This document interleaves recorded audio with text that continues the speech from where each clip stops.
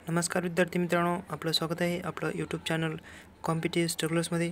आपल्या चॅनलवर तुम्ही नवीन असाल तर आपल्या चॅनलला सबस्क्राईब करायचं विद्यार्थी मित्रांनो. चला तर व्हिडिओला सुरुवात करूया विद्यार्थी मित्रांनो.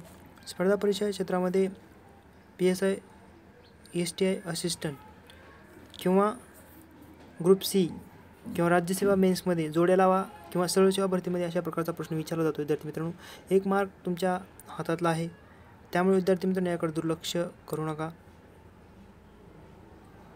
शोधक्रांतीचा विचार केला विद्यार्थी मित्रांनो, तर शोधक्रांती म्हणजे दुग्ध उत्पादन.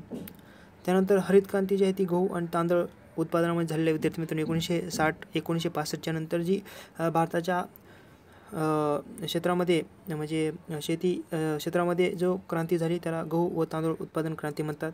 त्याला थोडक्यात हरित क्रांती कसे संबंधित आहे तर गहू आणि तांदूळ. गोल क्रांती म्हटलं विद्यार्थी मित्रांनो, गोल म्हणजे बटाटे क्रांती.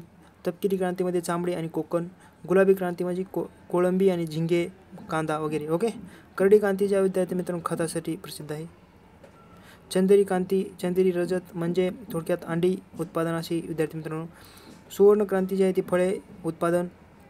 लाल क्रांती आहे तो टमाटो लाल कसं असतं, टमाटर जे असतं ते लाल असतं विद्यार्थी मित्रांनो, ते लाल ध्यानात ठेवायचं असं.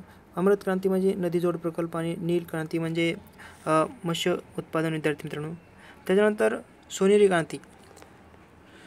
क्रांती जी आहे ती ताग उत्पादनाशी संबंधित आहे. आणि चंदेरी क्रांती आहे ती कापूस. विद्यार्थी मित्रांनो, रिअरली तुम्ही ध्यानात ठेवायचं की श्वेतक्रांती, हरित क्रांती, गोल क्रांती, त्याच्यानंतर चंदेरी क्रांती आणि रजत क्रांती म्हणजे खत वगैरे उत्पादनाशी आहे संदर्भात. सुवर्ण क्रांती आणि नील क्रांती एवढं ध्यानात ठेवायचं आहे. सर्रास करून नील क्रांती जास्त विचारलं जातं सरळ सेवेला आणि हरित क्रांती एक. ओके. हे 2-3 ज्या गोष्टी आहेत विद्यार्थी मित्रांनो ते ध्यानात ठेवा तुम्ही, जेणेकरून तुमचा 1 मार्क फिक्स होईल. तर आपल्या चॅनलवर तुम्ही नवीन असाल तर आपल्या चॅनल सबस्क्राईब करायचं आहे. तोपर्यंत जय हिंद, जय महाराष्ट्र.